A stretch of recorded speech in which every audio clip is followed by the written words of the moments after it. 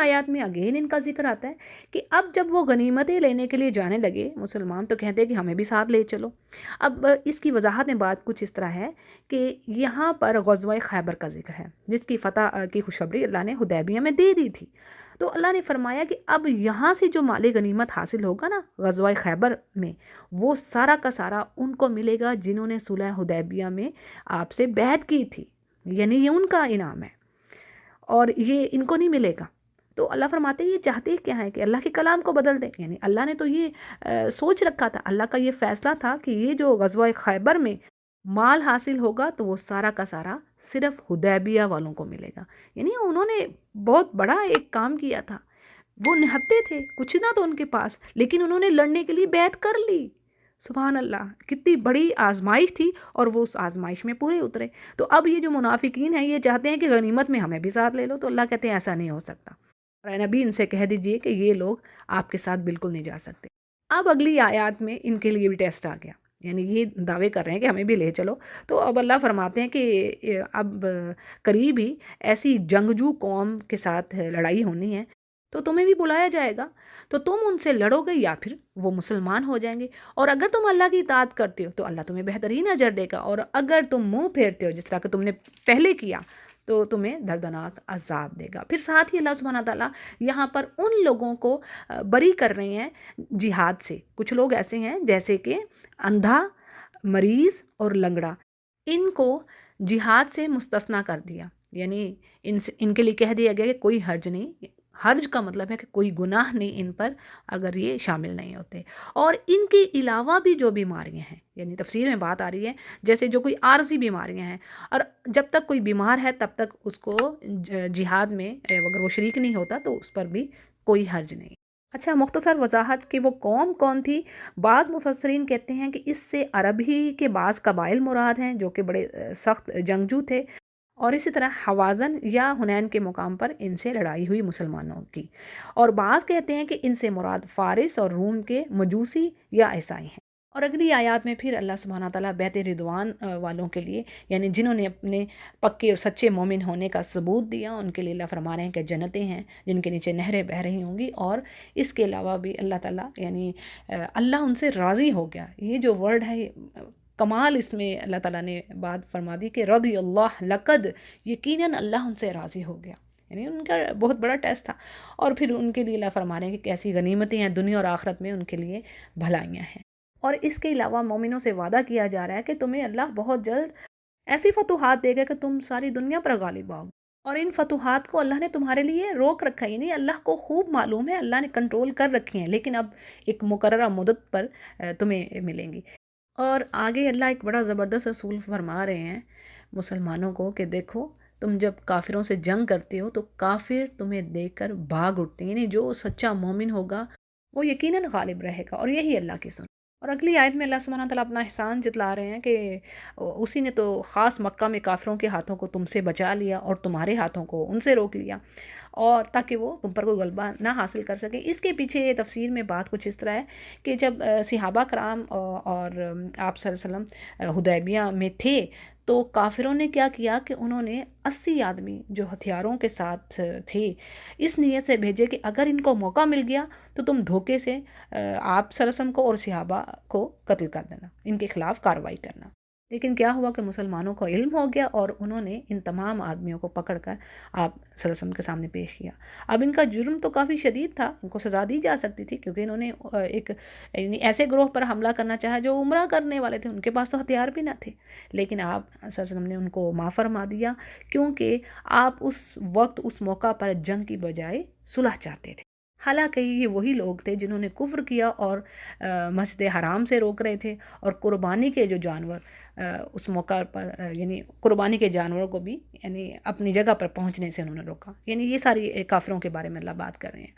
اور اگر لڑائی ہو جاتی تو یہاں پر آیت آتی ہے، اللہ فرماتے ہیں کہ بہت سے ایسے مسلمان مرد اور مسلمان عورتیں جو کہ مکہ ہی میں تھے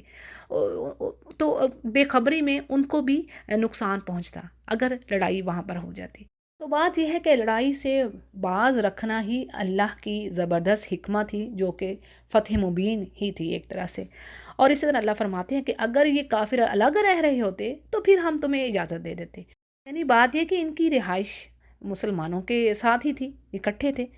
اگلی آیت میں کافروں کے غرور پر بات ہو رہی ہے کہ اللہ فرماتے ہیں ان کافروں نے اس حمیت جاہلیہ یعنی آر اور غرور کی وجہ سے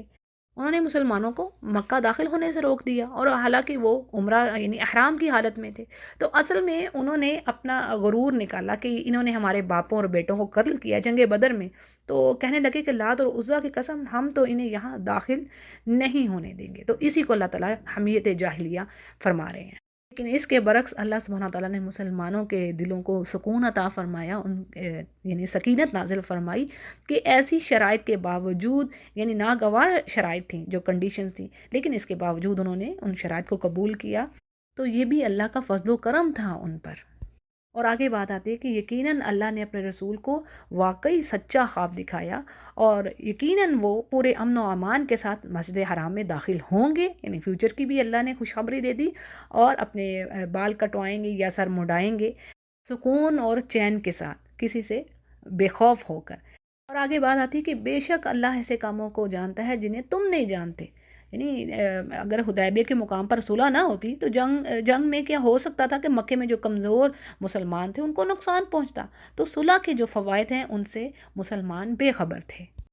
اور آگے بات ہے کہ اللہ نے اس سے پہلے تمہیں ایک نزدیکی فتح دی، یعنی فتح خیبر اور فتح مکہ کے علاوہ صلح حدیبیہ کے نتیجے میں بہت سارے کافر مسلمان ہوئے، اور یہ بات کہی جاتی ہے کہ صلح حدیبیہ کے موقع پر مسلمان 1,500 تھے، اور اس کے 2 سال بعد ہی مسلمان جب مکے میں داخل ہوئے تو ان کی تعداد سبحان اللہ 10,000 تھی۔ تو یہ تھی فتح مبین، یہ بڑی فتح تو یہی تھی۔ اور بے شک اللہ نے اپنے رسول کو ہدایت اور دین حق کے ساتھ بھیجا ہے، اور اسے اللہ یعنی دین اسلام کو ہر دین پر غالب کر کر چھوڑے گا، یہ اللہ نے فرما دیا۔ اچھا جی، اگلی آیات میں اللہ سبحانہ تعالیٰ صحابہ کرام کی خوبیاں بیان فرما رہے ہیں کہ جو محمد صلی اللہ علیہ وسلم کے ساتھی ہیں وہ ایک دوسرے کے ساتھ تو رحم کا معاملہ کرتے ہیں، لیکن کافروں پر یعنی جنگ کے میدان میں سخت ہیں۔ اللہ فرماتے ہیں یہ وہی خوبیاں ہیں، یعنی صحابہ کرام کی ویسی خوبیاں ہیں جیسے انجیل اور تورات میں نبیوں پر ایمان لانے والوں کی خوبیاں ہوتی ہیں، یعنی وہ رکوع کرتے ہیں، سجدہ کرتے ہیں، اور اللہ کی رضامندی کی تلاش میں رہتے ہیں، اور ان کے نشان ان کے چہروں پر سجدوں کے اثر سے ہیں، اور یہی مثال تورات اور انجیل میں ہے۔ اور اگلی آیات میں ایک پرسونیفیکیشن دی ہے اللہ نے کہ ایک کھیتی جس نے اپنا پٹھا نکالا، یعنی پودے کا جب پودے کا سٹارٹ ہوتا ہے، بگننگ اس کا ظہور ہوتا ہے، تو دانہ پھاڑ کر اللہ کی قدرت سے باہر نکلتا ہے، تو اسی طرح اللہ فرما رہے ہیں کہ صحابہ کرام کی مثال بھی ایسے ہی ہے کہ ابتدا میں وہ قلیل تھے، کم تھے، پھر وہ اور زیادہ اور مضبوط ہو گئے، جیسے کھیتی پہلے کمزور ہوتی ہے اور آہستہ آہستہ وہ خوب بڑھ جاتی ہے، اور کسان کو اپنی کھیتی بڑی بھلی لگتی ہے جب وہ اس کے جو تنے ہیں وہ سیدھے کھڑے ہو جائیں۔ اور اس کے برعکس کافروں کو اس بات پر بڑی تکلیف ہے کہ مسلمانوں کی قوت اور طاقت میں روز بروز اضافہ ہو رہا ہے، یعنی یہ بات ان کو مزید غم و غصہ دلا رہی ہے۔ اور بے شک اللہ چاہتا بھی ہے کہ کافر چڑھیں اس بات سے، اور ایمان والوں کے لیے اللہ نے جو نیک عمل کرنے والے ہیں اللہ نے بخشش اور بہت سارے ریوارڈ کا وعدہ کر رکھا ہے۔ اگلی صورت کو دیکھتے ہیں، سورۃ الحجرات۔ بسم اللہ الرحمن الرحیم۔ یہ سورہ طوال مفصل کی پہلی سورہ ہے، اور طوال مفصل کیا ہے تو سورہ حجرات سے نازیات تک کی صورتیں طوال مفصل کہلاتی ہیں، جن کا فجر کی نماز میں پڑھنا مسنون اور مستحب ہے، یعنی سنت سے ثابت ہے، ابن کثیر اس کو روایت کر رہے ہیں۔ اچھا جی، سورۃ الحجرات زبردست سورہ ہے، مورل ویلیوز کے حوالے سے مسلمانوں کو سمجھایا جا رہا ہے کہ ان کی اخلاقی کردار کس طرح سے وہ بہتر کریں، اور بہت ساری اس میں آپ کہہ لیں کہ ہدایات ہیں، ایڈوائزز ہیں۔ سب سے پہلی بات ویری ویری امپورٹنٹ کیا چیز آ رہی ہے کہ اپنے رسول کے ساتھ کیسے ادب و احترام کا معاملہ انہوں نے کرنا ہے۔ کیا کہا جا رہا ہے کہ اے ایمان والو، اللہ اور اس کے رسول سے آگے نہ بڑھو، اللہ سے ڈرتے رہو، یقیناً اللہ سننے والا اور جاننے والا ہے۔ یہاں پر آگے بڑھنے سے کیا مراد ہے، یعنی دین کے معاملے میں اپنے طور پر کوئی فیصلے نہ کرو، نہ اپنی سمجھ اور رائے کو ترجیح دو، جو اللہ نے لاز دے دیے ہیں، جو حدود مقرر کر دی ہیں انہی کو فالو کرو، اپنی عقلیں اس میں مت لڑاؤ۔ پھر رسول کی تعظیم اور ادب کا معاملہ کیا ہے کہ تم اپنی آوازیں نبی کی آواز سے اوپر نہ کرو، اور نہ اس سے اونچی آواز سے بات کرو جیسے کہ تم ایک دوسرے سے بات کرتے ہو، یعنی نبی کا آنر، رسپیکٹ، تعظیم جو اس کا مرتبہ ہے وہ عام لوگوں جیسا تو ہے ہی نہیں، وہ تو خیر البشر ہیں، سید الانبیاء، لیڈر ہیں تمام پروفٹس کے، تو کیسا مقام ہوگا آپ سے بات کس انداز میں کرنی ہے۔ اور یہ کام اتنا اہم ہے کہ اللہ نے فرما دیا کہ کہیں ایسا نہ ہو کہ تمہیں پتہ ہی نہ چلے اور تمہارے سارے کے سارے اعمال ضائع ہو جائیں، یعنی بے ادبی نہ تم سے ہو جائے، بے ادبی نہیں کرنی۔ اور اسی طرح ایک اسکالر کا کہنا ہے کہ آج کے دور میں اب یہ چیز کس طرح ہوگی، ٹھیک ہے، اب آپ کہیں کہ یہ اس وقت کے لوگوں کے لیے تو تھا، صحابہ کے لیے، اب ایسا ہے آج کے دور میں، جیسے کہ اسکالر کا کہنا ہے کہ آپ صلی اللہ علیہ وسلم کی جب کوئی حدیث آپ کو بیان کر رہا ہے، بتا رہا ہے، تو آپ نے اس پر خاموشی اختیار کرنی ہے، ٹھیک ہے، ایک چیز تو یہ ہوگی۔ اب اگر وہ حدیث ضعیف بتا رہا ہے، مطلب میں بھی کہ وہ ضعیف ہو یا کس طرح، تو آپ اس کو جا کے چیک کر لیجئے، لیکن حدیث کو آپ نے سننا ہے، یعنی منہ پر اس سے لڑائی شروع نہیں ہو جانی چاہیے، منہ پر بات نہیں شروع ہو جانی چاہیے، ٹھیک ہے، یہ ادب و احترام کا معاملہ ہے آج۔ اگر وہ ضعیف بتا رہا ہے تو یو کین چیک، اور یا پھر آپ کسی اس سے بہتر عالم سے پوچھئے اور پھر اس چیز پر عمل کیجئے۔ اور اگین کہ اس بات کو ہلکا نہیں جاننا کہ ذرا سی بے ادبی ہوئی تو اللہ نے فرما دیا خود ہی کہ تمہارے اعمال ضائع ہو جائیں گے، تمہیں پتہ بھی نہیں چلے گا، تحبط اعمالکم وانتم لا تشعرون۔ اور آگے ریوارڈ ہے ان لوگوں کے لیے جنہوں نے نبی کے سامنے اپنی آوازوں کو ہلکا رکھا، پست رکھا، یعنی اطاعت کی، تو یہی لوگ ہیں جن کے دلوں کو اللہ نے چن لیا ہے، یعنی یہی پرہیزگار ہیں، صالحین ہیں، اور ان کے لیے مغفرت اور بڑا ثواب ہے۔ اور آگے اللہ فرماتے ہیں کہ کچھ ایسے لوگ بھی ہیں یعنی جو آپ کو آپ کے حجرے سے باہر سے آپ کو آوازیں لگا رہے ہوتے ہیں، ان کو یعنی سمجھ ہی نہیں ہے کہ کس طریقے سے آپ کو پکارنا ہے، بلانا ہے۔ تو بات تھی کہ اگر وہ صبر کرتے یعنی آپ کے نکلنے کا انتظار کرتے تو ان کے لیے بہت ہی بہتر ہوتا۔ بہرحال اللہ فرماتے ہیں کہ اللہ غفور الرحیم ہے، اللہ نے یعنی ان کی اس حرکت پر ان کی پکڑ نہیں کی، اور لیکن آئندہ کے لیے اللہ نے تنبیہ کر دی۔ اور پھر آگے بات ہے اگین نصیحت، یعنی یہ چھوٹی سی سورہ آپ کہہ لیں کہ بھری پڑی ہے ایڈوائزز سے۔ پھر آگے اللہ فرما رہے ہیں ایمان والوں سے کہ دیکھو تمہیں کوئی فاسق خبر دے رہا ہے تو اس کی پہلے انویسٹیگیشن تو کرو، ایسا نہ ہو اس کے پیچھے چڑھ دوڑو، یعنی نادانی میں کسی ایسی قوم کو تم نقصان پہنچا دو اور پھر اپنے کیے پر تم پریشان ہو۔ تو اس میں ہمارے لیے میسیج ہے کہ خبروں پہ اندھا دھند یقین نہیں کرنا، یہ اللہ فرما رہے ہیں، پہلے انویسٹیگیٹ کر لو، یا پھر شور کر لو، یقین کر لو کہ ہاں یہ خبر جن ذرائع سے آ رہی ہے وہ صحیح ہے، مستند ہے، ٹھیک ہے جی۔ پھر آگے بات ہے کہ اللہ فرماتے ہیں تمہیں اللہ کے رسول موجود ہیں، اور اگر تمہاری ہی باتوں کو وہ مانا جاتا تو پھر تو تم خود ہی بہت بڑی مشکل میں پڑ جاتے۔ تو بات یہ ہے کہ ایمان والوں سے ان کے ایمان کا یہ تقاضا ہے، یعنی ایمان یہ ریکوائر کرتا ہے کہ جو اللہ رسول دے رہے ہیں ان کی باتوں کو لو، ان کو سمجھو، کیونکہ ان پر وحی اترتی ہے، یعنی نبی پر وحی اتر رہی ہے، اب ان کو جو پتہ ہے وہ تمہیں نہیں پتہ،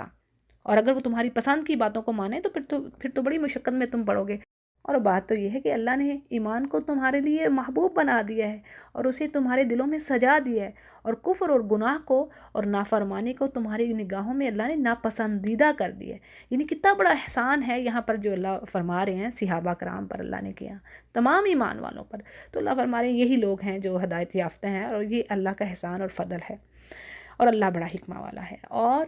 اگین ایک اور نصیحت کہ اگر تم میں سے کوئی دو گروہ آپس میں لڑ پڑیں تو ان میں صلح کروا دو، اور صلح کا طریقہ کیا ہے کہ انہیں قرآن و حدیث کی طرف بلایا جائے، یعنی قرآن و حدیث کی روشنی میں ان کے مسائل کا حل کیا جائے۔ اور یہ بھی نصیحت کر دی گئی کہ جو زیادتی کر رہا ہے گروہ تم اس کا ساتھ نہ دو، اور اسی طرح انصاف کے ساتھ ان دونوں میں معاملہ کرو، یعنی انصاف کے ساتھ صلح کرواؤ اور عدل کرو، بے شک اللہ تعالیٰ انصاف کرنے والوں کو دوست رکھتا ہے۔ اور صلح کا یہاں پر بڑا ہی ریوارڈ بھی اللہ نے بتا دیا، صلح جو کروائے اس کے لیے بھی بڑا ریوارڈ ہے، اور جو صلح کر لے اس کے لیے بھی، کیونکہ اللہ فرما رہے ہیں کہ مومن تو آپس میں بھائی ہیں، اب بھائیوں میں تم صلح کرواؤ اور اللہ سے ڈرو تاکہ تم پر رحم کیا جائے۔ اور یہ حدیثوں سے ثابت ہے کہ صلح کروانے والے کے لیے بہت زیادہ ریوارڈ ہیں، یعنی اس کو اتنا اجر مل رہا ہے جتنا کہ کسی بہت بڑے عبادت گزار کو ملے، یہ کچھ اس طرح یہ حدیث سے ثابت ہے۔ آگے جی ایک اور زبردست نصیحت کہ ایمان والوں سے کہا جا رہا ہے کہ کوئی ایک گروہ دوسرے گروہ سے مسخرہ پن نہ کرے، استہزاء نہ یعنی بلنگ کرنا، جوک کرنا، یہ چیز نہ ہو سکتا ہے کہ وہ تم سے بہتر ہوں جن کا تم مذاق اڑا رہے ہو، اور اسی طرح خاص کر عورتوں کو بھی اس چیز سے روکا گیا۔ اچھا آپ ایک اور چیز اہم نوٹ کیجئے گا، قرآن میں اکثر جگہوں پر جب فرائض کے بارے میں بتایا جاتا ہے کہ یہ فرض ہے، ایسے کرو، تو وہاں پر خاص طور پر عورتوں کا ذکر علیحدہ سے نہیں کیا جاتا، ٹھیک ہے؟ تو یہاں پر خاص کیوں؟ یعنی اللہ نے پہلے مردوں سے کہا ہے کہ بھی ایسا نہ کرو، مذاق نہ اڑاؤ کسی کا، ہو سکتا ہے وہ تم سے بہتر ہو، پھر عورتوں سے بھی کہا۔ تو اس کی ریزن میں ایک اسکالر کا کہنا ہے کہ چونکہ یہ بیماری عورتوں میں زیادہ پائی جاتی ہے، مذاق اڑانا۔ تو ایسا ہوتا ہے نا، اگر میں سادہ مثال لوں، اب ذرا مجھے ٹائم کا ہے کہ میں زیادہ ٹائم نہ آپ لوگوں کا لوں، تو چھوٹی چھوٹی مثالیں تو بہت زیادہ ہیں۔ مثال کے طور پر اب دیکھ لیں آپ اسکولس کالجز میں، اور ایون جو پارٹیز ہو رہی ہوتی ہیں وہاں پر خواتین ایک دوسرے کے کپڑے، جوتی، بیگ، ہر چیز پر وہ نظر رکھے ہوئے ہوتے ہیں اور نوٹ کر رہی ہوتی ہیں، پھر بعض اوقات مذاق بھی اڑاتی ہیں، ارے یہ تو وہی جوڑا جو تم پہلے ہی پہن لائی۔ اسی طرح اسکولز میں بولنگ بھی ہوتی ہے، مذاق اڑایا جاتا ہے بچیاں ایک دوسرے کا۔ تو ان چیزوں سے روکا گیا۔ اب یہ چیزیں کیا کریں گی؟ کیا محبت بڑھائیں گی؟ جب کوئی دوسری ایک عورت دوسری کا مذاق اڑا رہی ہے، اس کے لباس کا، اس کے جوتوں کا، یا اس کی کسی بھی اس کی پرسنالٹی کا، تو کیا وہ اس کو اچھا جانے گی؟ یہ تو نفرت میں اضافہ ہوگا نا۔ تو یہ گندی بیماریاں ہیں، تو اللہ تعالیٰ فرما رہے ہیں ان سے بچو۔ ہو سکتا ہے وہ تم سے بہتر ہوں جو مذاق اڑا رہا ہے۔ اس سے بڑی خوبصورت بات اللہ کس طریقے سے سمجھائے کہ تم اپنے آپ کو کیا سمجھ رہے ہو سکتا ہے جس کا تم مذاق اڑا رہے ہو وہ تم سے بہت بہتر ہو۔ اور اسی طرح اللہ آگے فرماتے ہیں کہ نہ ہی تم کسی کو عیب ٹٹولو، نہ ہی کسی کو برے الفاظ سے پکارو، اور ایمان کے بعد یہ تو کام بہت ہی برے ہیں۔ یعنی کسی کو مذاق کے طور پر کسی کا کالو کہہ دینا، نام بگاڑ کر اس کو بلانا، اس کی تحقیر کرنا، یہ کام سخت ممنوع ہے، حرام ہے، دیکھیں منع کر رہا ہے اللہ۔ اور جو توبہ نہیں کرتا اس پر تو وہ ظالم ہے۔ یعنی اگر کسی سے یہ چیزیں ہو گئی ہیں، یہ برائیاں جس کسی میں تھیں، اب وہ اس پر توبہ کرے۔ آگے اللہ فرماتے ہیں کہ پھر آگے نصیحت کہ اے ایمان والو، بدگمانیوں سے بچو۔ بدگمانیاں، برا گمان رکھنا ہمیشہ، نہیں وہ تو پھر ایسی ہی ہوگی، اس نے ایسے کہا کہ اب کسی بھی جاننے والی کے اب اس کے معاملات کو آپ کو نہیں پتہ،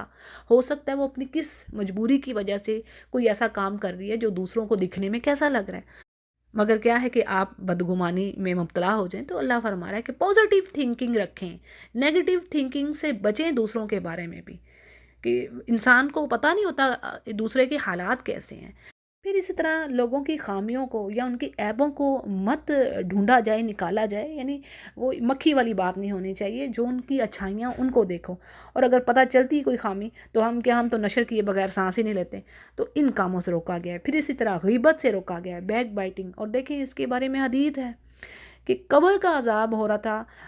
دو اشخاص پر، اور کام کیا تھا، آپ صلی اللہ علیہ وسلم نے فرمایا کہ ایک چغلی کھاتا تھا اور ایک پیشاب کی چھینٹوں سے نہیں بچتا تھا۔ یہ ہلکے سے کام ہے اور یہ قبر کا عذاب دینے والے ہیں۔ تو اللہ تعالیٰ ہمیں ان اخلاقی برائیوں سے بچائے۔ اور یہاں پر کہ کس طریقے سے اللہ نے سمجھایا کہ دیکھو، کیا تم میں سے کوئی یہ بات پسند کرتا ہے کہ وہ اپنے مردہ بھائی کا گوشت کھائے؟ مردار تو کوئی حلال جانور بھی ہو تو اس کا گوشت کھانا نہیں پسند کوئی کرتا، اور پھر یہ مردہ بھائی کا گوشت کوئی کھانا پسند کرتا ہے۔ اللہ نے اس طریقے سے بیک بائٹنگ سے روکا ہے۔ اللہ تعالیٰ ہمیں بچائے اس چیز سے۔ اور اللہ فرماتا ہے کہ تمہیں اس سے گھن آئے، یعنی کہ تم یہ کام نہ کرو تو اس چغلی سے بچ جاؤ۔ یہ ہے نصیحتیں، اور اللہ بے شک توبہ قبول کرنے والا ہے، مہربان ہے، اور ڈرو اس سے۔ اور اگلی آیت میں جو میسج ہے اس سے اللہ یہ سمجھا رہا ہے کہ یہ جو تمہاری برتری کا احساس ہے نا، کہ تم بیٹر ہو دوسرے سے، کالے اور گورے کو، اور اسی طریقے سے جو کوئی عربی اور عجمی ہے، یعنی یہ تو حجۃ الوداع کے موقع پر بھی آپ صلی اللہ علیہ وسلم نے فرما دیا کہ کوئی برتری حاصل نہیں ہے۔ یعنی اب اللہ فرماتے ہیں کہ دیکھو تم سب کو تو میں نے ایک مرد اور عورت سے پیدا کیا، اور تم اور تمہارے قبیلے بنائے، یہ جو ٹرائبس ہیں یا جو نسلیں بنائی ہیں وہ بھی اس لیے کہ تاکہ تمہاری پہچان ہو سکے۔ اس کا مطلب یہ نہیں ہے کہ جو گورا ہے تو وہ بڑا عزت والا ہے، وہ کالے سے بڑھ کر ہے، اور یا کوئی عربی ہے تو وہ عجمی سے بڑھ کر ہے۔ نہیں، اللہ کے نزدیک تو وہی آنر والا ہے جو اللہ سے ڈرنے والا ہے، جیسے اللہ نے فرما دی۔ بڑی خوبصورت یہاں پر بات آتی ہے، بڑا پیارا میسج ہے کہ اللہ کے نزدیک اکرامکم، آنر والا، عزت والا، کریم کون ہے؟ جو اللہ سے ڈرنے والا ہے، اتقاکم، جو تم میں سے سب سے زیادہ تقوی والا ہے۔ اور بے شک اللہ تعالیٰ تمہارے عملوں کو دیکھ رہا ہے، علیم خبیر، وہ خبر بھی رکھتا ہے اور جاننے والا بھی ہے۔ اور پھر آگے بات آ رہی ہے بڑی اہم کہ یہاں پر دعویٰ بیان ہوا ہے کہ یہ جو عرابی آتے ہیں، کچھ بدو لوگ آ کر دعویٰ کرتے ہیں آپ کے سامنے اے نبی کہ ہم ایمان لے آئے ہیں. تو اللہ فرماتے ہیں ایمان تو ان کے دلوں میں گیا ہی نہیں ابھی، تو یہ دعوے کہاں سے کر رہے ہیں. ہاں یہ کہیں کہ ہم اللہ اور رسول کی یعنی ہم اطاعت، ہم فرما بردار ہو گئے ہیں. ایمان تو ان کے دلوں میں گھسا ہی نہیں. یعنی انہوں نے کیا کیا تھا، صرف اسلام کی مخالفت چھوڑ کر مطیع ہو گئے تھے، فرما بردار ہو گئے تھے. تو اب اللہ فرماتے ہیں کہ تم اب اللہ کی اور اس کے رسول کی اگر obedience میں رہتے ہو، فرما برداری کرتے ہو، تو تمہارے اعمال میں سے اللہ کچھ بھی کمی نہ کرے گا، بے شک وہ بخشنے والا رحم کرنے والا ہے. اب بات آتی ہے کہ یہ کون لوگ تھے. یعنی بعض مفسرین کے نزدیک ان اعراب سے مراد کچھ قبیلے ہیں، بنو اسد اور خزیمہ کے منافقین ہیں، جنہوں نے قحط سالی میں محض صدقات کی وصولی کے لیے نا، یہ قتل ہونے اور قیدی ہونے کے ڈر سے انہوں نے اپنی زبان سے اسلام کا اظہار کیا، اور ان کے دل میں ایمان تو تھا نہیں، لیکن ان کو وہ سارا ڈر تھا. ایک تو قحط سالی کا ڈر تھا، ایک تو اپنے قتل ہونے کا ڈر تھا، تو انہوں نے یعنی سرنڈر کر دیا. لیکن بات ہے کہ ہمیں بھی اپنے آپ کو چیک کرنا ہے کہ ہم کہاں کھڑے ہیں، ہم اللہ کے احکامات پر کتنے خوشی سے عمل کرنے والے ہیں. کیونکہ سورہ محمد میں ہم نے پڑھ لیا ہے کہ اللہ نے فرمایا کہ جو اللہ نے نازل کیا، جو کوئی اس سے کراہت کھائے گا تو اس کے لیے تو سزا ہے. یعنی اللہ کے لاز کو کس طرح کتنی خوشی سے ہم لینے والے ہیں. اب اس کے برعکس یہاں پر اللہ تعالیٰ اب کیا کہہ رہے ہیں کہ سچا مومن کون ہے. یعنی اس کی ڈیفینیشن آپ کو مل رہی ہے سورۃ الحجرات میں. سچا مومن کون ہے؟ جو اللہ رسول پر ایمان رکھ رہا ہے، پھر وہ شک و شبے میں نہیں رہا. ہم تو ڈاؤٹس میں ہیں. سب سے پہلی بات سورۃ البقرہ میں بھی بتا دی گئی تھی، لا ریب فی، یعنی شک و شبے میں نہیں رہنا. یہ ایمان کا تقاضا ہے، یہ ریئل ایمان آپ سے ریکوائر کرتا ہے. ڈاؤٹس نکالیے دلوں میں سے اور اللہ پر اندھا یقین کریے، اللہ رسول کا پر، کہ جو اس نے کہہ دیا وہی ہمارے لیے بہتر ہے، بلکہ اسی میں ہماری سکسیس ہے. تو بہرحال یہاں پر ڈیفینیشن کیا آ رہی ہے کہ وہ لوگ جنہوں نے اللہ رسول پر ایمان رکھا، پھر شک میں نہیں پڑے اور جہاد کیا، اسٹرگل کی انہوں نے اپنے مالوں کے ساتھ، اپنی جانوں کے ساتھ اللہ کی راہ میں، تو یہی ہیں صحیح مومن. اولئک هم الصادقون، آیت نمبر 15. یہ ہے صحیح مومن، ٹرو بلیور کی ڈیفینیشن. اور آگے کہا جا رہا ہے کہ نبی ان سے کہہ دیجئے کہ کیا تم اللہ کو اپنی دینداری سے آگاہ کر رہے ہو. یعنی اللہ کو پتہ نہیں، وہ ہر چیز سے واقف ہے، آسمان اور زمین میں جو کچھ ہے وہ سب اس کو پتہ ہے اور ہر چیز کا جاننے والا ہے. تو کیا وہ تمہارے دلوں کی حالتوں کو نہیں جانتا کہ تم کتنے پانی میں ہو، ایمان کے کس درجے پر ہو. اور آگے اللہ فرماتا ہے کہ اے نبی اب یہ لوگ آپ پر احسان دھرتے ہیں اپنے ایمان مسلمان ہونے کا. اس کی وضاحت میں بات اس طرح ہے کہ کچھ عرابی آ کر آپ صلی اللہ علیہ وسلم سے کہتے کہ ہم تو مسلمان ہو گئے ہیں اور دیکھیں آپ کی مدد کی ہے، جبکہ دوسرے تو جو عرب ہیں وہ آپ سے لڑائی کر رہے ہیں، تو ہم نے تو ایسا کیا نہیں. یعنی آپ پر وہ احسان دھر رہے تھے اپنے اسلام لانے کا. تو اللہ نے فرمایا کہ یہ احسان نہ جتلائیں، اس لیے کہ اگر تو وہ خالص مسلمان ہو گئے ہیں تو اس کا فائدہ انہیں ہی ہوگا، اور یہ اللہ کا احسان ہے ان پر. یعنی وہ احسان نہ دھریں کہ وہ اسلام میں آ گئے ہیں، بلکہ اللہ نے ان پر احسان کر دیا ہے. شکر کریں کہ وہ جہنم سے بچ گئے. اور اگر وہ واقعی صحیح طریقہ سے رسول کی اطاعت کرتے ہیں، اللہ کی اطاعت کرتے ہیں، تو اللہ سبحانہ وتعالیٰ ان کے نیک اعمال میں سے کچھ بھی نہ کاٹے گا، انہیں پورا پورا اجر دے گا. اور بے شک وہ زمین و آسمان کی ہر چھپی ہوئی چیز کو جاننے والا ہے. تو وہ تمہارے عملوں کو بھی دیکھ رہا ہے. اللہ بصیر بما تعملون، یعنی جو تم کر رہے ہو وہ دیکھ رہا ہے. تو جی سورۃ الحجرات کمپلیٹ ہوئی. سورہ کاف کو دیکھتے ہیں. بسم اللہ الرحمن الرحیم. سورہ کاف مکی سورہ ہے، اور اس کی اہمیت میں بات یہ ہے کہ آپ صلی اللہ علیہ وسلم عید کی نماز میں سورہ کاف اور اقتربت الساعہ یعنی سورۃ القمر کو پڑھا کرتے تھے. صحیح مسلم اس کو روایت کرتے ہیں. اور اسی طرح جمعہ کے خطبہ میں بھی آپ پڑھتے تھے. صحیح مسلم ہی اس کو روایت کرتے ہیں. اور اکارڈنگ ٹو امام ابن کثیر، عیدین اور جمعے میں پڑھنے کا مطلب یہ ہے کہ یہ سورہ بڑے مجموع میں پڑھی جاتی تھی. اب اس کی وجہ کیا کہ یہ اتنی اہم سورہ ہے، تو اس کے آبجیکٹیوز اور جو پرپزز ہیں ان کو دیکھیں تو پتہ چلتا ہے کہ ان میں اللہ سبحانہ تعالیٰ انسان کی تخلیق، اس کے دوبارہ زندہ ہونے اور زندگی میں اس کے ساتھ کیا معاملات ہیں، یعنی کس طرح اللہ اس پر نگہبان رکھے ہوئے ہیں. اسی طرح جنت اور دوزخ کے بارے میں اس میں آپ کو ذکر ملتا ہے. پھر ثواب اور جو عذاب ہے اس کے بارے میں بات آتی ہے. تو اسی لیے یعنی یہ مختصر سورہ ہے، چھوٹی سورہ ہے 3 پیجز پر، لیکن سبحان اللہ کمپریہنسو سورہ ہے. تو شروع کرتے ہیں. بسم اللہ الرحمن الرحیم. قاف والقرآن المجید۔ اور قاف آپ کو پتہ ہے کہ حروف مقطعات میں سے ایک حرف ہے، اور والقرآن المجید یعنی یہاں پر قسم کھائی گئی ہے شان والے قرآن کی۔ اور پہلی آیات میں کافروں کے اعتراض کا جواب دیا جا رہا ہے کہ یعنی ان کو یہ بات عجیب معلوم ہوتی ہے کہ ان کے پاس انہی میں سے ایک ڈرانے والا، آگاہ کرنے والا نبی آ گیا، یعنی وہ بھی انسان ہے۔ قرآن کریم میں کئی جگہوں پر یہ بات آئی ہے، یہ اعتراض کافروں نے کیا کہ یہ تو ہمارے جیسا ہی نبی ہے، جیسے سورہ تغابن میں بات آتی ہے ابشر یہدوننا فکفروا، اور کیا ہے یعنی نبی کی بشریت ہونا، اس کا انسان ہونا ان کے لیے فتنہ کا باعث ہوا۔ اور قرآن کریم میں اللہ نے اس کا جواب دیا ہے کہ دیکھو اگر نیچے زمین پر فرشتے ہوتے تو میں فرشتہ بھیج دیتا، لیکن نیچے زمین پر انسان ہے تو میں انسان ہی بھیجوں گا نا، جو کہ تمہاری طرح کی زبان سے میں بات کرے اور تمہارے معاملات کو سمجھے۔ تو بہرحال کافروں نے کہا یہ ایک عجیب چیز ہے، یعنی قرآن کریم کو بھی کہا کہ یہ ایک عجیب چیز ہے، یعنی کیا یہ کہہ رہے ہیں کہ ہم جب مر کر مٹی ہو جائیں گے اور ریزہ ریزہ ہو جائیں گے تو پھر ہمیں اٹھایا جائے گا؟ تو اس پر جواب دیا جا رہا ہے کہ اللہ کو خوب معلوم ہے، یعنی جب مردہ زمین میں جاتا ہے تو زمین اس میں سے کیا کچھ کم کرتی ہے، یعنی زمین انسان کے گوشت، ہڈی اور بال وغیرہ کو کھا جاتی ہے، بوسیدہ کر دیتی ہے، اسے ریزہ ریزہ کر دیتی ہے۔ تو اللہ فرما رہے ہیں مجھے خوب پتہ ہے، اور پھر یوم القیامہ میں ذرہ ذرہ انسان کا واپس اسی طرح اکٹھا کروں گا جیسے میں نے اس کو پہلے بنایا۔ تو یہ اللہ کے لیے بات آسان ہے، کئی بار اللہ نے فرمایا ذالک علی اللہ یسیر، یہ مشکل چیز نہیں ہے اللہ کے لیے، بلکہ اصل بات تو یہ ہے کہ یہ الجھاؤں میں ہیں، ڈاؤٹس میں ہیں، یعنی ایمان ان کے دلوں میں ہے ہی نہیں۔ آگے اللہ سبحانہ تعالیٰ زمین و آسمان کے بارے میں بات کرتے ہیں کہ کیا ان کافروں نے دیکھا نہیں اپنے اوپر آسمان کو کس طرح ہم نے بنایا، اور یہ کئی جگہوں پر بات ہوئی ہے کہ آسمان میں ہے کوئی فلا، کوئی شگاف ہے اور کوئی پلرز کھڑے ہیں اس کے نیچے، اور اللہ نے کیسا اس کو خوبصورت بنا دیا، سجا دیا ستاروں سے۔ اور اسی طرح اللہ نے زمین کو بھی بچھایا، اور اس میں اللہ نے پہاڑ ڈال دیے تاکہ اس کو سٹیبل کے رکھیں، اور اس میں طرح طرح کی خوشنما چیزیں تمہارے لیے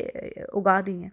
اناج ہے، ویجیٹیشن ہے، فلاورز ہیں، یعنی اس کو خوبصورتی دینے والے، تاکہ جو میرے بندے ہیں وہ رجوع کریں اور عقل یعنی دل کی بینائی سے، دل کی آنکھ سے اس کائنات کو دیکھیں۔ تو یہ سب اللہ کی رحمتیں ہیں، نعمتیں ہیں۔ اور پھر سب سے بڑی نعمت اس کی پانی، یعنی یہاں پر بات آ رہی ہے کہ اللہ فرما رہے ہیں کہ آسمان سے مبارک پانی میں نے اتارا۔ اس سے کیا پتہ چلتا ہے کہ بارش کا پانی پاک ہے، بشرط یہ کہ اس کو اچھے طریقے سے صاف برتن میں محفوظ کیا جائے، ٹھیک ہے، یعنی بارش کا پانی پاک اور بابرکت ہے۔ اور اسی سے اللہ نے باغات اور کٹنے والے کھیت، یعنی ایسی کھیتیاں جو کہ کٹتی ہیں جیسے گندم، مکئی، باجرہ، دالیں، چاول، یعنی ہر قسم کا جو اناج ہے، اور کھجوروں کے لمبے درخت جن کے فروٹس خوشے تہ بہ تہ ہیں، یعنی جو اللہ نے اپنے بندوں کے لیے یعنی ان کی روزی کا اہتمام کیا۔ اور اللہ فرما رہے ہیں کہ ہم نے پانی سے مردہ شہر کو زندہ کر دیا، یعنی آپ دیکھیں جو خشک مٹی ہوگی، خشک زمین ہوگی، وہ گویا ایسے ہی جیسے مردہ ہے، ڈیڈ ہے، اور جب اس پر پانی ڈالا جاتا ہے تو وہ ایسے ہوگی جیسے کہ زندہ ہے۔ تو بات یہ ہے کہ اسی طریقے سے، یعنی جس طرح یہ مثال ہے، تو اسی طریقے سے قیامت والے دن اللہ قبروں سے انسانوں کو زندہ کر کے نکالے گا، ٹھیک ہے، یعنی یہی پروسیجر ہوگا۔ اب یہاں سے ٹاپک چینج ہو رہا ہے، یعنی اوپر اللہ نے اپنی نعمتیں گنوائیں، اب نیچے بتایا جا رہا ہے ان قوموں کا حال جن کو اللہ نے تباہ کر دیا۔ اب ان میں کیا بات آ رہی ہے کہ نوح علیہ السلام کی قوم، اصحاب الرس، سمود، عاد، فرعون، لوط علیہ السلام کی قوم، اور اصحاب الائکہ اور اصحاب تبہ، یعنی یہ وہ قومیں تھیں جنہوں نے اپنے نبیوں کو جھٹلایا اور اللہ نے ان کو ہلاک کیا۔ اور ان کی ڈیٹیل بھی قرآن کریم میں آپ کو کئی جگہوں پر ملتی ہے، سورہ ہود کو اٹھا لیں، سورہ شعراء کو دیکھ لیں، تو آپ کو مختصر ان کے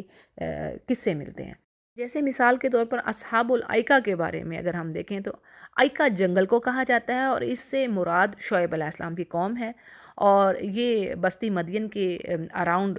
آباد تھی۔ اور یہ بھی کہا جاتا ہے کہ آئکہ کے معنی گھنا درخت ہے،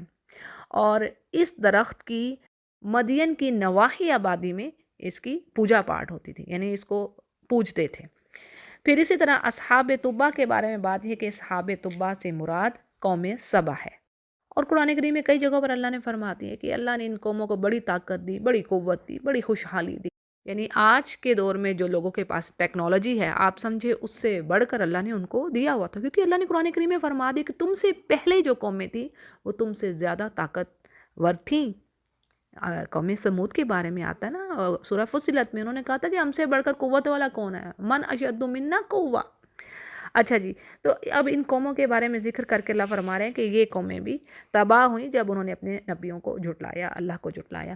اگلی آیات بڑی اہم ہے، یعنی اللہ فرما رہے ہیں کہ بے شک ہم نے انسان کو پیدا کیا اور ہم خوب جانتے ہیں جو اس کے نفس میں جو وسوسے یعنی اس کے دل میں اٹھ رہے ہیں، اور ہم تو اس کی شاہرگ یعنی رگ جان سے بھی زیادہ قریب ہیں۔ اور ورید شاہرگ کو کہتے ہیں، یعنی جس کے کٹنے سے موت واقع ہو جاتی ہے، تو اللہ فرما رہے ہیں کہ ہم اس سے بھی زیادہ اس کے قریب ہے۔ اب اس کا نحنو کا مطلب اس میں دو رائے آتی ہے کہ امام ابن کثیر کہتے ہیں کہ نحنو سے مراد، یعنی اللہ فرما رہے ہیں کہ ہم قریب ہیں، تو اب وہ نحنو سے مراد فرشتے لے رہے ہیں کہ فرشتے انسان کی رگ جان سے بھی زیادہ قریب ہیں، اور یہ یعنی دائیں بائیں کے جو فرشتے ہیں اور وہ ہر وقت موجود ہوتے ہیں، اور انسان جو بھی بات کرتا ہے وہ فوری طور پر نوٹ کر لی جاتی ہے۔ اس کے برعکس امام شوکانی نے اس کا مطلب یہ کیا ہے کہ ہم انسان یعنی اللہ سبحانہ تعالیٰ انسان کے تمام حالات کو جاننے والا ہے، اور اس کو فرشتوں کی حاجت نہیں ہے، بلکہ یہ تو حجت کو پوری کرنے کے لیے اللہ نے مقرر کیے ہوئے ہیں، ورنہ اللہ تعالیٰ خوب جانتا ہے ہر چیز کو۔ اور رقیب سے مراد بھی یہی بات ہے، یعنی نگران، محافظ، یعنی گارڈ، جو انسان کی قول اور عمل لکھ رہے ہیں، اور ہر وقت وہ حاضر اور تیار رہتے ہیں۔ آگے بات ہو رہی ہے موت کے وقت کی، کہ جب موت کی بے ہوشی آ گئی، یعنی جس وقت کا وعدہ تھا وہ آ پہنچا جس سے انسان بھاگ رہا تھا، اور پھر جب سور پھونکا جائے گا، یعنی قیامت کے دن کی بات ہو رہی ہے، اور ہر شخص اس طرح آئے گا کہ اس کے ساتھ دو فرشتے ہوں گے، ٹھیک ہے۔ اب اس کی تفسیر میں بات یہ ہے کہ ایک فرشتہ تو انسان کو محشر تک ہانک کر لانے والا ہوگا، اور دوسرا گواہی دینے والا۔ اب یہاں پر آئے نا سائق، سائق ہوتا ہی نہیں عام، اگر عربی زبان میں دیکھیں تو اس کو ڈرائیور کو کہتے ہیں، ٹھیک ہے، کھینچنے والا، جو محشر تک کھینچ کے لائے گا اس انسان کو، اور دوسرا فرشتہ گواہی دینے والا، ٹھیک ہے، دو کی بات ہو رہی ہے نا، ماہا سائقوں و شہید۔ اور یقیناً انسان اس چیز سے غفلت میں تھا، اب جب پردہ ہٹ گیا تو آج نگاہ اس کی بڑی تیز ہو گئی۔ اب جو اس کا ساتھی فرشتہ جس نے اس کے تمام اعمال کے ریکارڈ دنیا میں اپنے پاس رکھے ہوئے تھے، وہ اس دن اللہ کے سامنے ڈال دے گا اور پکارے گا کہ یہ ہے اس کا اعمال نامہ۔ اور اس کے بارے میں بھی قرآن کریم میں کئی جگہوں پر بات آ رہی ہے، یعنی اللہ فرما رہے ہیں کہ تمہارا جو اعمال نامہ ہے جو تم کر رہے ہو وہ ہم کاپی کر رہے ہیں، اور پھر اس دن کھول کے دکھا دیں گے کہ یہ تم کام کرتے رہے، اور پھر تم اس پر بھاگ نہ سکو گے، اور تمہارے پاس کوئی عذر نہ ہوگا۔ اور پھر کہا جائے گا کہ جہنم میں ڈال دو ہر کافر سرکش انسان کو، جو اللہ کی حدوں کو توڑتا رہا، نیک کام کرنے سے دور رہا، اور شک کرنے والا تھا، اور جس نے اللہ کے ساتھ دوسرا معبود بنا لیا، بس انہیں یعنی ڈالو اس کو سخت عذاب میں۔ اور اس کا پھر ہم نشین شیطان کہے گا کہ اے میرے رب، میں نے اس کو گمراہ نہیں کیا، یعنی اب وہاں پر اللہ کے سامنے کافر اور اس کے جو ساتھی شیطان ہوں گے، ان کے درمیان بھی آپس میں کنورسیشن ہوگی، تو وہ کہے گا شیطان اللہ کے سامنے کہ میں نے تو اس کو گمراہ نہیں کیا، یہ تو خود ہی یعنی اپنے گمراہی میں گرا ہے۔ تو اللہ فرمائے گا کہ میرے سامنے اب جھگڑے کی بات مت کرو، یعنی تم دونوں، اور یہ بات بھی قرآن کریم میں اور جگہوں پر بھی آئی ہے۔ تو اللہ فرمائے گا کہ اب تو کوئی فائدہ نہیں ہے تمہارے جھگڑنے کا، تو میں نے تو اپنے رسولوں اور کتابوں کے ذریعے سے تمہیں وارننگز دی تھی۔ اور یہ بھی قرآن میں بات آتی ہے کہ ان دونوں سے، یعنی دونوں کافر ہوں گے تو دونوں سے کہا جائے گا کہ جاؤ دونوں جہنم میں جاؤ، یعنی اب جھگڑا ہونا یہاں پر۔ اور آگے اللہ فرماتا ہے کہ میری بات بدلنے والی نہیں، یعنی جو اللہ نے کہہ دیا وہ ہو کے رہنا ہے، اور نہ ہی اللہ اپنے بندوں پر ذرا سا بھی ظلم کرنے والا ہے۔ اور جس دن اللہ دوزخ سے پوچھے گا کہ کیا وہ بھر چکی، یہ بڑی ہی ہلا دینے والی آیات ہیں، اور وہ جواب میں کہے گی کہ کیا کچھ اور بھی ہے، یعنی یہاں پر حدیث میں الفاظ ہیں کہ لوگ آگ میں ڈالے جائیں گے اور جہنم کہے گی حل میں مزید، کیا کچھ اور بھی ہے، حتیٰ کہ اللہ سبحانہ وتعالیٰ جہنم میں اپنا پیر رکھ دے گا، جس سے جہنم پکار اٹھے گی قط قط، یعنی بس بس۔ صحیح بخاری کی یہ روایت ہے۔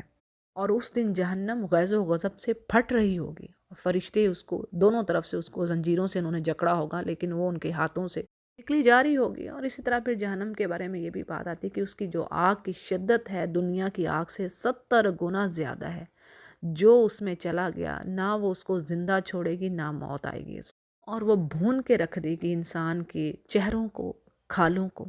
اور سورہ نساء میں اللہ فرماتے ہیں کہ ان کی جب کھالیں جل جائیں گی، اللہ اس کے بدلے دوسری نئی جلد لے آئیں گے تاکہ وہ اور مزہ چکھیں۔ اور آج سائنس یہی کہہ رہی ہے نا کہ درد کا جو اثر ہے، آپ کو جو فیلنگز ہوتی ہیں یہ اسکن پر ہوتی ہیں، اگر اسکن نہ ہو تو پھر درد، یعنی اسکن اگر اوپر سے جل جاتی ہے یا ختم ہو جاتی ہے تو پھر درد کی جو فیلنگز ہے وہ نہیں رہتی۔ تو بہرحال کچھ ذکر ہے یہ جہنم کے بارے میں کہ کیا جہنمیوں کے ساتھ وہاں پر ہونا ہے، کس طرح ان کو جو زخمیوں کی پیپ پلائی جائے گی اور کانٹے دار جھاڑیوں سے انہیں کھانا دیا جائے گا۔ اب اسی طرح جنت کے بارے میں بات آتی ہے کہ جنت اللہ سبحانہ تعالیٰ نیکوں کاروں کے نزدیک کر دے گا، اور یہ اللہ تعالیٰ کا وعدہ ہے ہر اس شخص کے لیے جو رجوع کرنے والا، پابندی کرنے والا ہو، منیب یعنی اللہ کی طرف بہت زیادہ رجوع کرنے والا، اطاعت گزار، اللہ کا برائیوں سے بچنے والا، شرک سے بچنے والا، یعنی جس کا دل گندگیوں سے پاک ہے، اور پھر جو رحمان کا خوف رکھنے والا ہے۔ اور مومنوں سے کہا جائے گا کہ جن کو اللہ نے بخش دیا ہوگا کہ تم جنت میں داخل ہو جاؤ، اور یہ ہمیشہ رہنے کا دن ہے، اور وہاں جو وہ چاہیں گے ملے گا، لَهُم مَا يَشَاءُونَ فِيهَا وَلَدَيْنَا مَزِيدٌ۔ اور یہ جو لدینا مزید ہے نا، مزید بڑی خوبصورت بات اس میں آ رہی ہے کہ اس سے مراد رب تعالیٰ کا دیدار ہے جو اہل جنت کو نصیب ہوگا، یعنی یہ ہے مزید۔ اگلی آیات میں پھر ٹاپک چینج ہے، یعنی اللہ فرما رہا ہے کہ تم سے پہلے بہت سی امتوں کو ہم نے ہلاک کیا جو تم سے زیادہ طاقتور تھی، اور وہ یعنی وہ جس طرح اہل مکہ زیادہ تجارت و کاروبار کے لیے مختلف شہروں میں جاتے تھے، تو اسی طرح وہ بھی جاتی مطلب ان امتوں کو بھی اللہ نے خوشحالی فراوانی دے رکھی تھی، کہنے کا مقصد یہ ہے۔ لیکن جب اللہ کا عذاب آیا تو انہیں کہیں بھی کوئی جائے پناہ نہیں ملی، اور ہر صاحب دل کے لیے، یعنی کہ جو ایسا دل رکھتا ہے جس سے وہ حق بات کو دیکھ سکتا ہے، اور ایسے کان ہیں جس سے وہ حق بات کو سمجھ سکتا ہے، اور وہ حاضر ہو، یعنی قلب اور دماغ کے لحاظ سے وہ حاضر ہو، یعنی جو بات اسے کہی جا رہی ہے اس کو واقعی سمجھ آ رہی ہے، وہ ہدایت کا راستہ چاہتا ہے، تو اس کے لیے یہ جو امتوں کے حالات ہیں ان میں عبرت ہے۔ آگے آسمان و زمین کی پیدائش کے بارے میں بات ہے کہ اللہ نے ان کو 6 دنوں میں پیدا کیا، اور اللہ فرماتے ہیں کہ ہمیں تھکاوٹ نہیں ہوئی۔ یہی بات ہم آیت الکرسی میں بھی پڑھتے ہیں نا کہ اللہ کو نہ اونگ آتی ہے، نہ نیند، اور نہ ہی وہ کسی چیز سے تھکتا ہے۔ تو آگے اب بات کہی جا رہی نبی کریم صلی اللہ علیہ وسلم سے کہ یہ جو کفار مکہ آپ کو باتیں کہہ رہے ہیں تو آپ ان کی باتوں پر صبر کریں اور اپنے رب کی تسبیح تعریف کے ساتھ بیان کریں، سورج نکلنے سے پہلے اور سورج غروب ہونے سے پہلے۔ اب اس کے بارے میں ڈیٹیل آتی ہے کہ اس سے عصر اور فجر کی نماز پڑھنے کی بات ملتی ہے، اور بعض یہ بھی کہتے ہیں کہ رات کے کچھ حصے میں تسبیح سے مراد یہ ہے کہ تہجد کی نماز پڑھیں، اور اسی طرح اللہ کی تسبیح جہاں پر اللہ فرما رہے ہیں کہ اللہ کی تسبیح کریں، تو اس میں یہ بھی بات آتی ہے کہ بعض نے اس سے وہ تسبیحات مراد لی ہیں جن کے پڑھنے کی تاکید آپ صلی اللہ علیہ وسلم نے فرض نمازوں کے بعد فرمائی ہے، مثلاً 33 مرتبہ سبحان اللہ، 33 مرتبہ الحمدللہ، اور 33 مرتبہ اللہ اکبر کہنا۔ بخاری اس کو روایت کرتے ہیں، یعنی یہ باتیں بھی ہیں کہ ایک تو یہ بھی چیز آ رہی ہے کہ عصر اور فجر کی نماز میں کہا جا رہا ہے کہ سورج غروب ہونے سے پہلے وہ کہنے کہ یہ عصر کی نماز ہے، پھر آگے جو تسبیح کی بات آ رہی ہے تو اس میں یہ کہا گیا ہے کہ یہ کچھ کہتے ہیں کہ اس سے مراد یہ تسبیحات ہیں، کیونکہ اس میں ورڈ آیا ہے اور نماز کے بعد تسبیح کریں، نماز کے بعد، ٹھیک ہے جی۔ پھر آگے ہے جس دن ایک پکارنے والا قریب ہی کی جگہ سے پکارے گا، اس سے مراد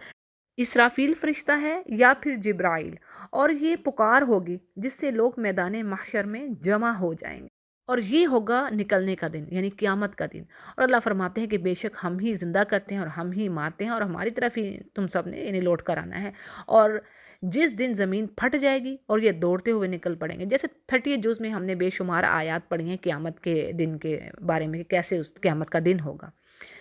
اور سب کے سب لوگ نکل پڑیں گے اپنی قبروں سے، اور اللہ کے لیے یہ چیز بڑی ہی آسان ہے۔ اسی طرح حدیث کے الفاظ ہیں، صحیح مسلم اس کو روایت کرتے ہیں کہ آپ صلی اللہ علیہ وسلم نے فرمایا جب زمین پھٹے گی تو سب سے پہلے زندہ ہو کر نکلنے والا میں ہوں گا، اور آگے آپ صلی اللہ علیہ وسلم کو نصیحت کی جا رہی ہے کہ جو کچھ یہ کافر کہتے ہیں ہمیں خوب پتہ ہے، اور آپ ان پر جبر نہیں کر سکتے، یعنی آپ اس بات کے مکلف نہیں ہیں آپ کہ ان کو ایمان لانے پر مجبور کریں، آپ کا کام صرف تبلیغ کرنا ہے، دعوت دینا ہے، اب وہ ایمان لاتے ہیں یا نہیں یہ اللہ کو معلوم ہے۔ پھر اسی طرح کہا جا رہا ہے کہ آپ قرآن کے ساتھ انہیں سمجھاتے رہیں، اور جو اللہ کی وارننگز ہیں ان سے ان کو ڈراتے رہیں۔ اس پر حضرت قتادہ کی ایک دعا ہے جو احسن البیان میں آ رہی ہے، تو وہ کہتے ہیں کہ یعنی اس بات پر کہ اللہ نے جب فرمایا کہ ان کو ڈراتے رہیے، تو اس پر حضرت قتادہ یہ دعا فرمایا کرتے تھے کہ اللہ ہمیں ان لوگوں میں سے کر جو تیری وعیدوں سے ڈرتے ہیں اور تیرے وعدوں کی امید رکھتے ہیں، اے احسان کرنے والے، اے رحم فرمانے والے، یعنی آخر میں اللہ کی صفات انہوں نے بیان کی ہیں۔ تو جی الحمدللہ 26واں پارہ مکمل ہوا، وآخر دعوانا ان الحمد للہ رب العالمین۔